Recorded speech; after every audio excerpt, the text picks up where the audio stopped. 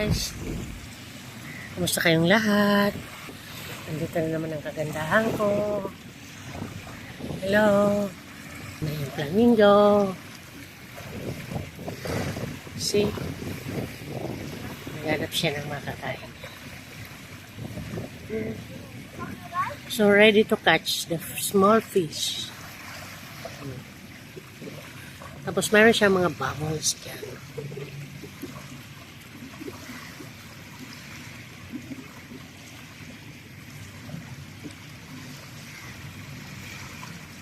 So, inahawi niya pa yung mga bubbles. Baka may small fish.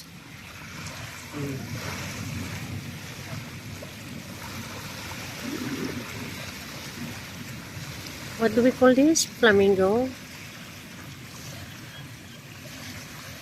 Guys. Mag-sunset na guys. So, ang lakas ng wave. Ang lakas ng tawag dito. So, see? Nakakat siya ng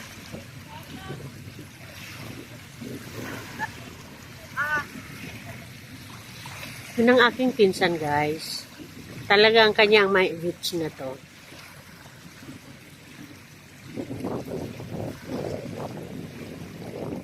So, close tayo sa dagat.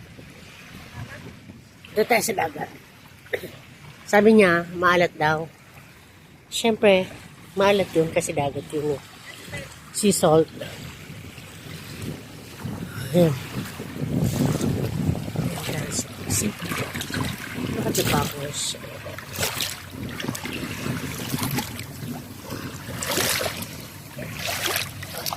Ayan guys.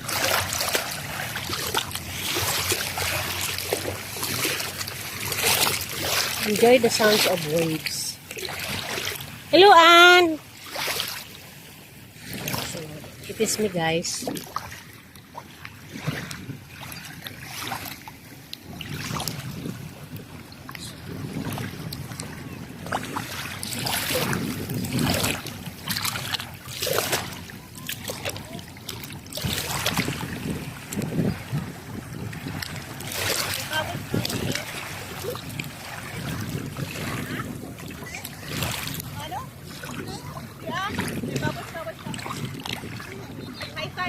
Hello, hello, Pebs.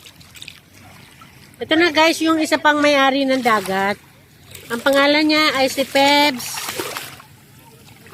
Castellano. Kasi? Ito ba? Oh.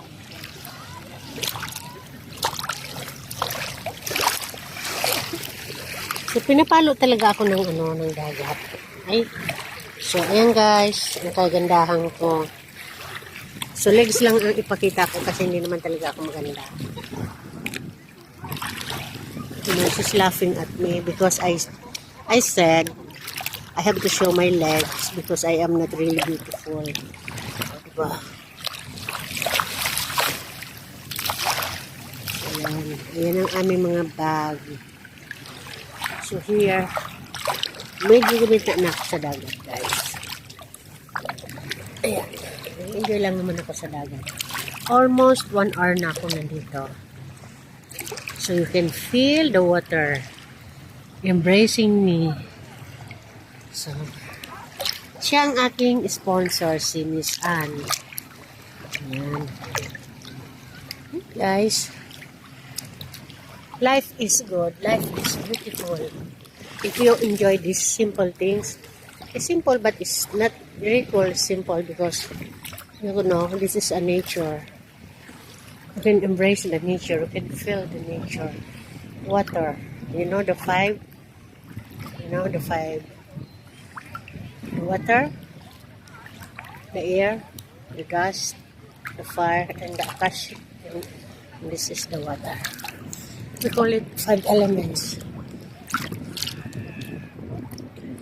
Nandito ko sa water. Water embrace me. Here. Hello guys. So, tingnan nyo ang sunset. Kung sa Philippines, ang sunset ay nasa parang south ba yun? Southeast. Dito naman ay nasa east, sa east, northeast. Ayan siya.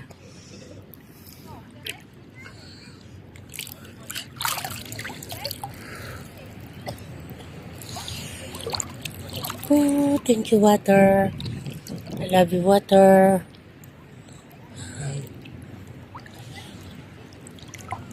Ayan, guys. See? Ang ganda ng water, oh. Yung sound ng water.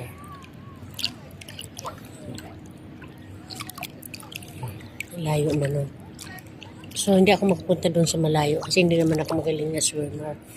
Pero, totoo lang, guys. Natuto ko mag-swim dito na lang at age of 69 years old. Ang lola nyo ay natuto mag-swim.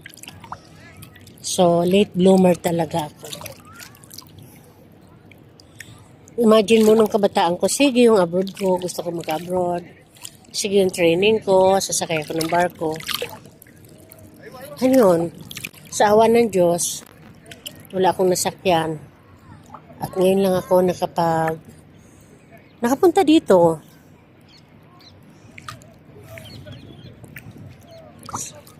So, matatawag ko na blessing ito. Hopefully, by next year, mapunta ako sa Europe. Yun yung target ko, guys. Punta ako sa Europe, kasama ang aking mga sister na mga beautiful. Dahil pare-parehas naman kaming rich. Rich in dream. Rich in reality. See, guys? Nakita niyo yung water? Ang ganda, diba? Para lang naman akong dinuduyan.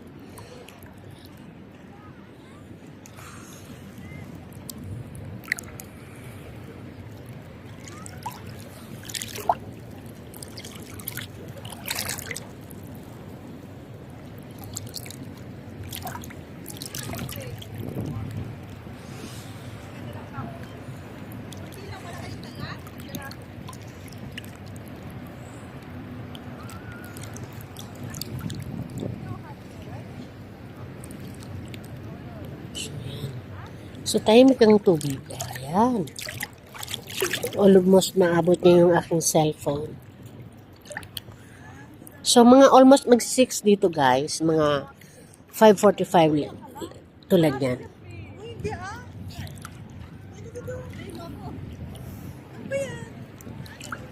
Hello, guys. How are you? Andito na naman, guys, yung mga may-ari ng dagat. Malalim yung gusto niya talaga, sa gilid lang talaga siya ng tubig, ng dagat. Naturing ang may-ari ng dagat, takot sa dagat. Kaya, Ayan si Pebs, guys. kung kailan ka bumili ng dagat mo. Yan ang aming bunso. Pag dagat ang ikaw may-ari, ang yaman mo.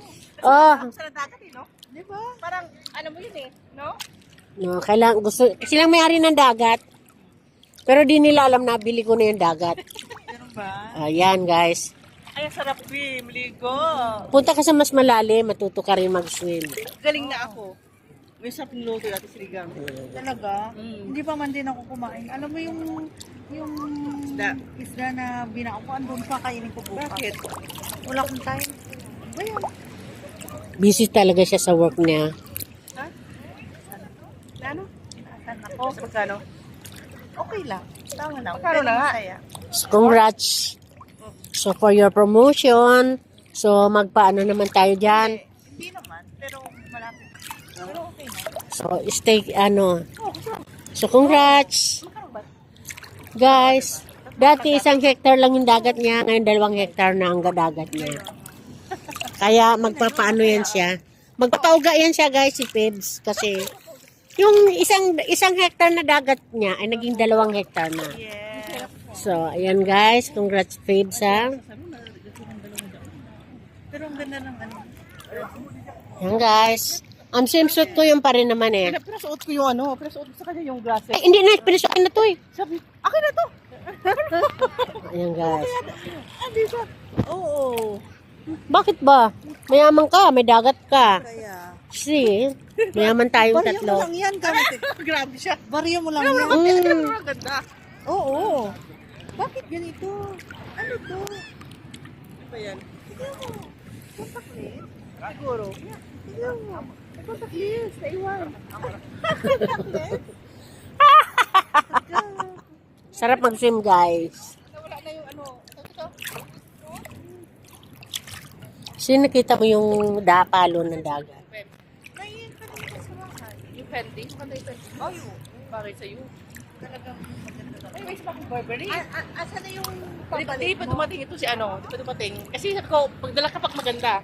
Yung maganda kakakaiba. Kasi papalitan mo yung ano. Salamin. Sino, Sabi mo, sino? Pangit. Pangit yun. Hindi ko bagay din sa iyo. Ah. Di, bet na bet ko talaga. Yan, ang mga baby ko yan. Alam mo guys, mga bata yan, mga anak ko lang yan. Pero feeling ko pagkasama ko sila. Bili namin ng pagkain. Feeling ko yan, kasama ko sila. Ay, 65 ako doon. Mga ano lang sila. Okay lang yun. Tapos yung may babay sandal, may git yun. May mga kabataan lang yan. Inubos mo na sana. Di ba, oy. Pa yun. Ay, pamasahin natin. Oo nga. Nagbili lang yung ticket. Bumili ka na ng ticket mo? Hindi yan. Wala pa. Natanong pa ako. Yung ate ko nagsasabi, mag-Japan daw kami. Kahit 8 days, sabi ko, okay lang sana ko. Ay, magbi-15 days ako. Pero, okay lang ba? Kaya man yun. Kasi pahiraman niya nga ako ng Magkano ang... Magkano ang pumusay mo? lang. Nasa 800 lang back and forth from Philippines. 800 dirhams. Tama ako. Mura. Diba? Tama ako, Bill. From Philippines. Next time, kami ng kapatid ko tsaka anak ko. Kaso ang iniisip ko, 15 days lang kasi ako. Sabi ko naman, kung maggagastos ako ng ganun, yung ma-enjoy ko. Kahit pag 10 days ako doon. See, hindi kayo sasama sa akin sa Europe, ha? Sige. Ganun ba? Oh, Hindi pwede ganun. next week, next year. Wala tayo. Gusto ko talaga. Okay, guys. Thank you for watching. Don't forget to